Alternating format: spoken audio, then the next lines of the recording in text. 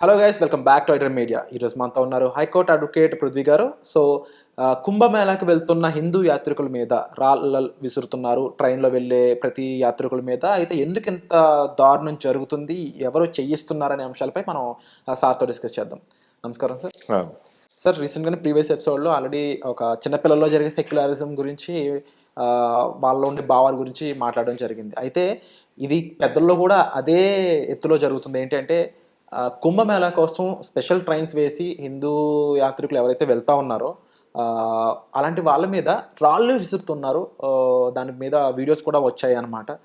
అసలు ఏం జరుగుతుంది సమాజంలో, ఎందుకు ఇలాంటి ప్రవర్తన అనేది ఎక్కువ పెరుగుతుందంటారు? ఒక రకమైనటువంటి ఈర్షాభావంతో కూడుకున్నటువంటి ఒక దుశ్చర్య అని చెప్పచ్చు. ఓపెన్లో చెప్పచ్చు. అది మనకి సెక్యులర్ అనే పదం కాన్స్టిట్యూషన్ నిర్మాతలు ఎవరో తయారు చేయాల.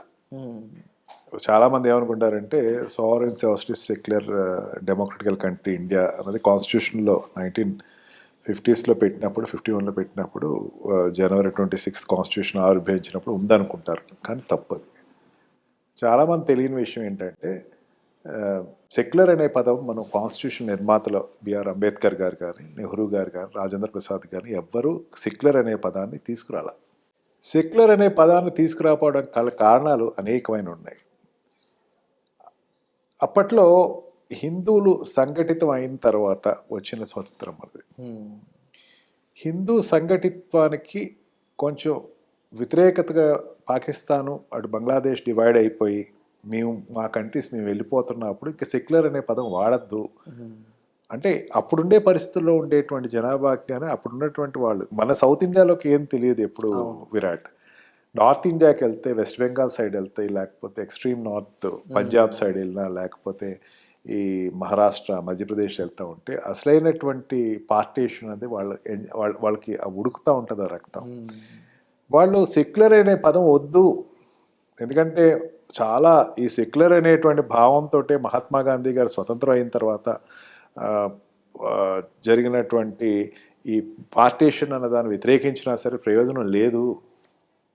అప్పుడు రాజకీయ నాయకులందరూ ప్రయత్నం చేసినా సరే ముస్లిమ్స్ వాళ్ళ దారి వాళ్ళు తీసుకున్నారు, బయటికి వెళ్ళిపోయారు. అందుకే సెక్యులర్ అనే పదాన్ని తీసుకురావద్దు అని అప్పుడు కాన్స్టిట్యూషన్ నిర్మాతలు ఖచ్చితంగా నిర్ణయించుకొని సెక్యులర్ అనే పదాన్ని కలపకుండా భారతదేశ రాజ్యాంగాన్ని తీసుకొచ్చారు. అట్లానే హిందూ రాష్ట్రం అనలేదు, లేకపోతే ఇంకొక స్పెసిఫిక్ ఒక రిలిజన్ రాష్ట్రం అనలేదు మన భారతదేశాన్ని. కానీ 1979లో 42nd అమెండ్మెంట్ తోటి కాన్స్టిట్యూషన్లో సెక్యులర్ అనే పదం తీసుకొచ్చారు. తీసుకురావడాన్ని ఎవరు తప్పట్టట్లా. అన్ని మతాలు సమానంగా జరగాలి, అన్ని మతాలు సమానంగానే చూడాలి. కానీ ఏమైపోయిందంటే ఈ మైనారిటీ ఓటింగ్ కోసం ప్రాధేయపడేటువంటి పార్టీలు ఏదైతే ఉన్నాయో అవి ఈ సెక్యులర్ అనే ముసుగులో హిందూ అయితే సెక్యులర్ కాదు, ఇంకొక మతస్థుడైతే సెక్యులర్. నేను హిందూని బొట్టు పెట్టుకున్నాను, నామం పెట్టుకున్నాను, యువర్ నాట్ ఎ సెక్యులర్. నేను హిందూ అయ్యి ఒక చర్చ్కి వెళ్ళాను, లేకపోతే మసీద్కి వెళ్ళాను, ఇంకో ప్రార్థనా స్థలానికి వెళ్ళాను, నేను సెక్యులర్. అంటే మిగతా మతాలు పార్టిసిపేట్ చేస్తే అది సెక్యులర్ అవుతుంది. మిగతా మతస్థులు అందరూ సెక్యులర్ అవుతున్నారు, హిందూస్ మాత్రం సెక్యులర్ కాదు.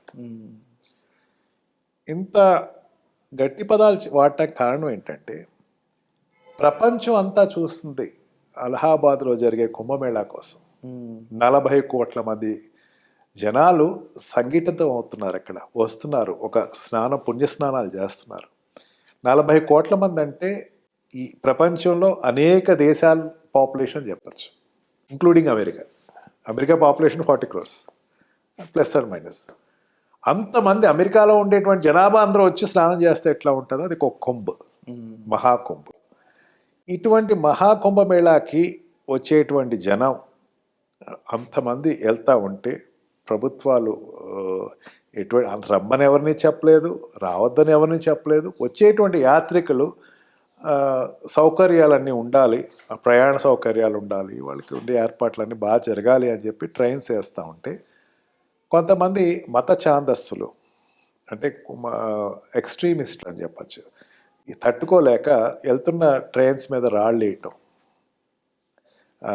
అన్నది ఒక దాన్ని ఏమంటారంటే ఒక ఆకాశం మీద ఉమ్మేసినట్టే, వాళ్ళ మొహాల మీద పడితే తప్ప ఇంకోటి కాదు. హేయం, ఇటువంటి జరగకూడదు. దీనికి బాధ్యులైన వాళ్ళు ఖచ్చితంగా పనిష్ చేయాలి, కంట్రోల్ చేయాలి. కానీ ఇక్కడ 2 అంశాలు సార్. ఒకటి పనిష్మెంట్ ఇవ్వడం ఎంత ఇంపార్టెంట్, వీళ్ళకి రక్షణ ఇవ్వడం కూడా అంతే ఇంపార్టెంట్. అంతే ఇంపార్టెంట్. ఎందుకంటే వాళ్ళు వెళ్తుంది యాత్రలకు ఎక్కడో తెలియని ప్లేస్‌కి అయి కూడా అయ్యుండొచ్చు. కొంతమందికి కొత్త వాళ్ళకి అయ్యుండొచ్చు. అవును. పిల్లలు ఉండుండొచ్చు. అవును. రకరకాల ఎస్పెక్ట్స్‌లో చూసినప్పుడు చాలా డేంజరస్‌గా, భయంగా అనిపిస్తుంది. ఎందుకంటే ఆ రాడ్ తగలకూడని చోట తగిలితే చాలా ప్రాబ్లమ్స్ అయ్యే ఛాన్సెస్ కూడా ఉంటాయి. దీన్ని సిల్లీగా చూడడం కంటే కూడా చాలా సీరియస్‌గా చూడాల్సిన అంశం అనేది. సీరియస్గా, వెరీ సీరియస్గా చేయాలి. అందుకే నేను ఘాటుగా చెప్తున్నా నేను. చాలా మిగతా మతస్థులకి నీకు కుంభమేళ జరుగుతూ ఉంది, హిందువులందరూ సంఘటితం అవుతున్నారు, అక్కడికి వెళ్ళి స్నానం చేస్తున్నారు, అక్కడికి అనేక మంది నాగసాధువులు వస్తారు, దిగంబరులు వస్తారు, అనేకమంది శైవులు వస్తారు, అనేక మంది వైష్ణవులు వస్తారు, అక్కడికి వచ్చి స్నానం చేస్తారు. స్నానం చేసేటప్పుడు అక్కడ భక్తి పారవస్యంతో మునిగిపోయేటువంటి ప్రదేశం అది. వాళ్ళు చూస్తాం కోసం హరహర మహాదేవ అన్నది నిజంగా ఒక ప్రతిధ్వనిస్తుంది. అక్కడ ఉండే స్నానంతో పాటు అక్కడ ఉండేటువంటి శివుడి మీద ఘోష అన్నది గట్టిగా, చాలా గట్టిగా ఇది అంతా ఒక మధురమైనటువంటి ఒక ఆలంబనం అని చెప్పచ్చు. దానికి వెళ్తున్నటువంటి భక్తులపై రాళ్ళు ఇసురుతున్నారని ఖచ్చితంగా గవర్నమెంట్ ఫెయిల్యూర్స్ అవి, సెక్యూరిటీ ఇవ్వలేకపోవటం. ఎంత ప్రదేశాలను ఇవ్వాలి సెక్యూరిటీ విరాట్ నాకు అర్థం కావట్లేదు. నేను ఇన్సిడెంట్ చూశాను, అది ఎక్కడో ట్రైన్లో వెళ్తా ఉంటే ఎక్కడో ఒక ట్రైన్ దగ్గర, అంటే ఏదో మారుమూల ప్రాంతాలు, అక్కడ కూడా సెక్యూరిటీ ఇవ్వలేదు కదా. ప్రతి చోట సెక్యూరిటీ ఎట్లా ఇస్తుంది? మరి దీనికి ఉన్న సొల్యూషన్ ఏంటంటే, సొల్యూషన్ అంటే ఖచ్చితంగా ఈ అనుమానాస్పదంగా ఉండేటువంటి వ్యక్తుల్ని అందరినీ కంట్రోల్ చేసుకుంటాం, వాళ్ళతోటి బైండ్ ఓవర్స్ తీసుకుంటాం. ఇటువంటిది ఏదైనా వస్తుందని, లీక్ ఏదైనా వస్తే కనుక ఖచ్చితంగా దాన్ని యాక్టివ్గా తీసుకుంటాం. మిగతా మతస్థులందరికీ మీరు సపోర్ట్ ఇవ్వండి, సపోర్ట్ ఇవ్వద్దు కనీసం ఈ ఉండేటువంటి ప్రార్థనా స్థలాల్లోకి వెళ్ళి చెప్పటం. వీళ్ళందరూ ఎవరైనా ఏ మతస్థులైనా సరే వాళ్ళు ఎక్స్ట్రీమిస్ట్ అయ్యేటప్పుడు, వాళ్ళు కొంచెం ఎక్స్ట్రీమ్ స్టెప్ తీసుకునేటప్పుడు ఆ ప్రార్థనా స్థలాలకు వెళ్ళి సమావేశం జరుగుతుంది, అక్కడికి వెళ్ళి చెప్పటం, లేదా వాళ్ళు నిర్బంధించడం అనేది ఏదో ఒకటి చేయాలి తప్ప ఇది వేరే అంటే 45 డేస్లో ఉండేటువంటి ఈ ఇనిషియల్ డేస్లోనే ఇటువంటి బ్యాడ్ రిఫ్లెక్షన్ వచ్చింది. కాబట్టి ఖచ్చితంగా గవర్నమెంట్ మిగతా మతస్థుల్ని మీద ఒక కన్ను వేయాల్సినటువంటి పరిస్థితి, అటువంటి పరిస్థితి రావటం నిజంగా శోచనీయమే. రాకూడదు, బట్ ఇంకో ఆప్షన్ లేదు. ఇంకో ఆప్షన్ లేని పరిస్థితిలోనే వాళ్ళని ఖచ్చితంగా వాళ్ళ ఒక కన్నేసి వీళ్ళని ప్రొటెక్ట్ చేయటం తప్ప. అంటే 40 crores జనాభా అంటే భారతదేశ జనాభాలో నియర్లీ 50% పిల్లలు ముసలాళ్ళు తీసేస్తే నియర్లీ 50% జనాభా వెళ్తున్నటువంటి జోన్. ఫారినర్స్ ఎక్కువ మంది రారు, ఇండియన్సే వెళ్తారు ఎక్కువ. వీళ్ళందరికీ రక్షణ కల్పించాల్సినటువంటి ప్రాథమిక బాధ్యత అనేది అన్ని రాష్ట్ర ప్రభుత్వాలకి, కేంద్ర ప్రభుత్వానికి అయితే ఉంది. వాళ్ళు ఖచ్చితంగా అన్ని రిలీజియన్స్, మిగతా రిలీజియన్స్కి అందరికీ చెప్పాలా, మీకు ఇటువంటి ఒక ఇన్సిడెంట్ జరిగింది, మీరు వెంటనే కరెక్షన్ చేసుకోకపోతే నేను వాళ్ళకి 144 సెక్షన్స్ అనౌన్స్ చేయాల్సి వస్తుందనో, లేకపోతే కంట్రోల్ తీసుకోవాల్సి వస్తుందో, ఎక్స్ట్రీమిస్ట్ కంట్రోల్ తీసుకోవాల్సిన పరిస్థితి వస్తుందని చెప్పటం.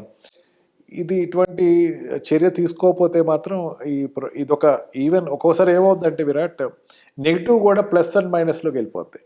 నెగిటివ్ పెరిగిపోతూ ఉంటుంది. పలానా చోట జరిగింది, మనం కూడా చేయాలి ఏదో ఒకటి. అంటే వాడు ఏదో పని చేశాడు, మనం కూడా ఇక్కడ ఏదో పని చేయాలి, మనం కూడా ఏదో దీన్ని ఆపటం. ఏంటి వీళ్ళు ఆపేది? ఏమిటి ఆపటానికి? ఏమన్నా ఏదో సముద్రాన్ని ఒక గుప్పుడు నీళ్ళతో పట్టుకుని ఆపేసి అయిపోయింది సముద్రం పట్టుకున్నట్టు.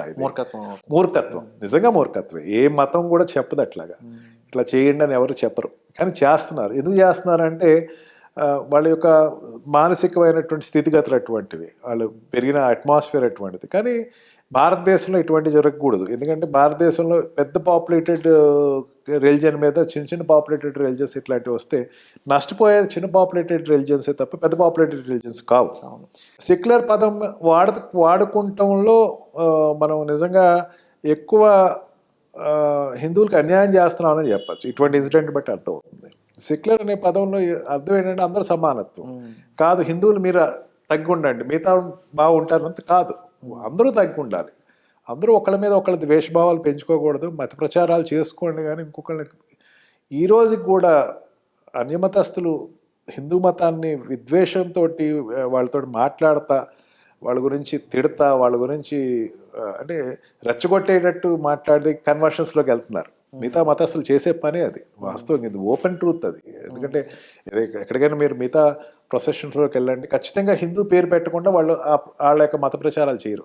మత మీటింగ్స్ పెట్టరు. ఎందుకు అంత నీకు ఇంకో మతాన్ని తిట్టాల్సిన అవసరం ఉంది? పొగుడుకో నీ మతాన్ని, ఎంతైనా పొగుడుకో. ఇంకో మతాన్ని తిట్టకూడదు. తిట్టుతున్న వాళ్ళ మీద చర్యలు తీసుకోలేదు కాబట్టి ఈరోజు ఈ పరిస్థితి వచ్చింది.